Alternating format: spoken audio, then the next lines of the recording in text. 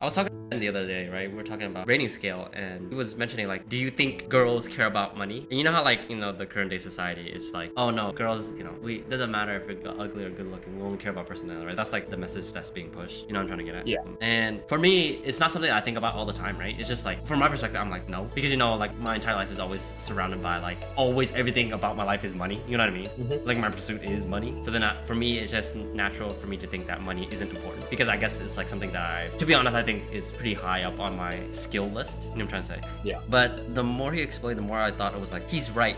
Like everyone has a specific card, right? When they're born, they have a set specific stat level, right? You just imagine a character on like when you're about to select a new character in the game, right? And each individual has a stat level. That stat level is represented in their parents or their ancestry's aggregation. So if their parents was smart, like typically, at least for me, the more and more I think about it, I think a lot of intelligence is not really like, part of me thinks it's actually genetic, to be honest. Part of me genuinely actually think it's genetic. I think there is some plasticity in it. I do think that there is some malleability in intelligence, just as much as there's malleability in looks, right? So, but I do think there's a cap limit for each individual, just as much as there's a cap limit in terms of looks for each individual. That's what I think.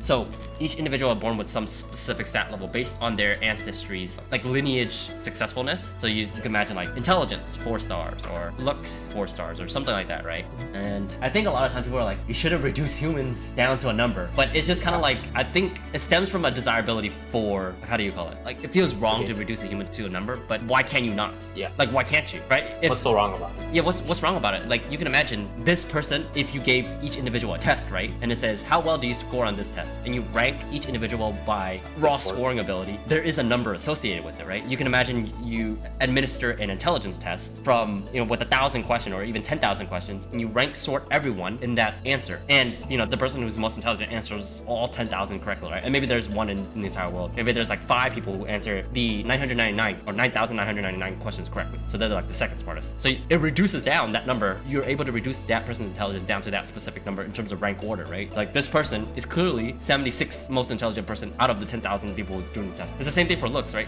You can imagine like looks are the same way. It's just you rank sort order them. So like if you have the ability to look through like Tinder's database, right? You can see how many likes there are, right? Like this person clearly has 10,000 likes. You sort them based on all the available, for example, you're trying to analyze the male data set, right? Then out of all the males in that data set, this person is the most attractive just based on sheer number. So you can reduce it down to number. And then you can have one number for intelligence, one number for looks, one number for, I don't know, kindness, right? Maybe there's a metric for measuring kindness, like how many cats you can say, or some metric to measure it, right? Then you rank sort order. Now going back to the entire sort of conversation is each person is dealt with a set of cards. And throughout the lifetime, you can increase some cards to some extent, right? You can imagine, oh, this person has 50 mana, but the amount of max mana that they can get is 90, right? Versus someone else max mana might be 160, right? So think about the max mana as like genetic maximum capabilities. Like I'm like 5'10" and something, right? I don't know how tall I am, but like 5'10", right? I'm not gonna magically grow to like 6'4", right? That's my genetic height limit, right? Or whatever the case is. Like if I didn't eat, right? As I was growing up from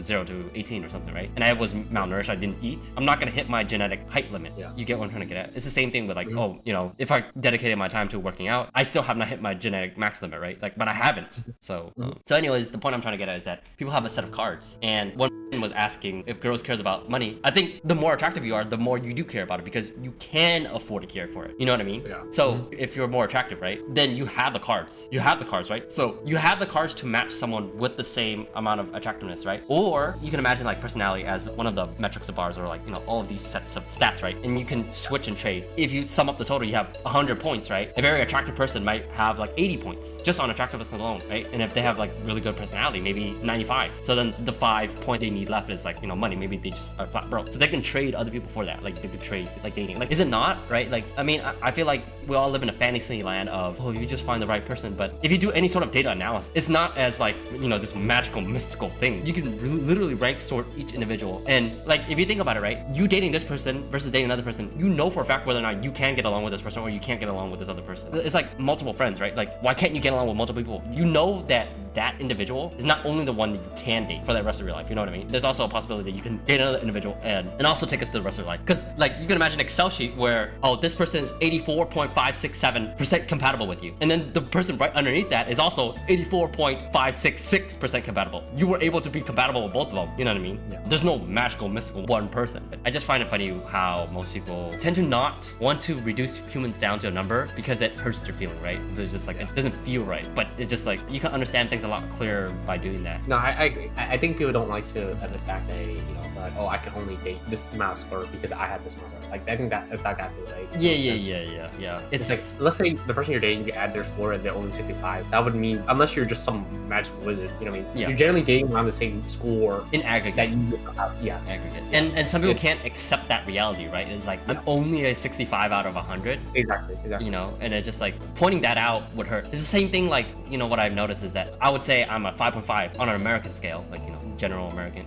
In the Asian community, I'd be like a 6 out of 10. And whenever I say that to people, they're annoyed by it, right? Yeah. Because they have a perception of how I look. Yeah. And then me ranking myself 6 out of 10 using, you know, the bell curve distribution, right? Like I'm saying that I'm a 6 out of 10 on a bell curve distribution in the Asian community. Yeah. It hurts them because it's like, if you're a 6 out of 10, then what does that make me, right? Yeah. You know, a so lot of these things are subconscious for sure. Yeah. It feels weird, but for me, it helps me with a lot of, you know, understanding my place in the world. I'm saying like 6 out of 10 in terms of looks, right? And the reason I'm able to derive that number is usually one of the techniques I use is like, I ask girls that I'm encountering, like, if you had to rank me from 0 to 10, where would you place me? You know, 5 being average and 7 being attractive, right? And they would typically say 6, right? So you minus a few points because, you know, typically I say be honest, right? I follow up with be honest. And whenever I know to say be honest, they're actually, you know, relatively honest. So it's like 6 out of 10, you know. And it's also my version of it where I would rate someone and then see how they react to me. So if I rate them a 7, do they behave like a 7 to me? Do they dismiss me, right? And typically that's the case, right? If I deem them a 7, then I notice that they dismiss me because they deem me a 6, right? So it's like the scales are like that. And if I deem them a 5, do they feel desperate to try to, you know, date me? You know what I'm trying to say? Yeah. So, and then that usually happens. So then I noticed that, like, based on those metrics, you know, this is where I stand. Like, I know my ranking, right? Like, even on a really good day when I'm dressing really, really nice, I will never cross a 7. Even if I max out my working out, maybe like a 7.2 if I like really jacked, right? But there exists a maximum genetic threshold for me. I cannot exceed a specific number. And I'm okay with that. Like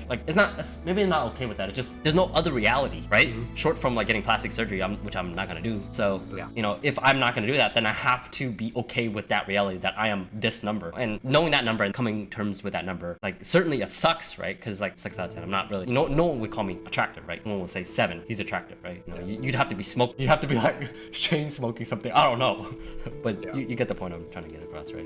Most people don't think about it because that's not what they worry. Like, I mean, you know how I was when I was younger. Like, obviously I was not even attractive, like not even close. So it was like, I wasn't even dateable when I was younger. So obviously this is something that's bothered me all the time. So then figure out like, no, in order to actually improve, is like, I had to figure out what's wrong with me. You know, like, You have to find the data, why. Yeah. You have to boil it down to that. But yeah, me and we're talking about the money thing. And the same thing with money too. I think that money matters. Like, if you say money doesn't matter, that's also a lie. It's like, maybe flip it another way around. It's just like, you as a guy, would you be okay with a girl just not doing anything? Would you personally be okay? And for me, it's like, no, I don't think anyone wants, you know, a person that just doesn't do anything, right? Yeah. So even for me, there's probably a scale for money, right? Like, I don't want to carry someone else's back. Maybe that scaling is a lot less for me, right? Maybe I don't care as much for a girl making money because that's what I'm already doing, right? So why would I care if you're pulling that money maybe from learning from you? But like, as a dateability thing, it's not something that I care about. For me, I know that's a commonality among males, and it kind of makes sense biologically, right? Males are expected to gather the resources. So Yeah. I mean, it's like 2 million years of evolution. 2 million years is a long time. So it changes the physiology of humans, right? Like, that's something that's important. That's what I found interesting.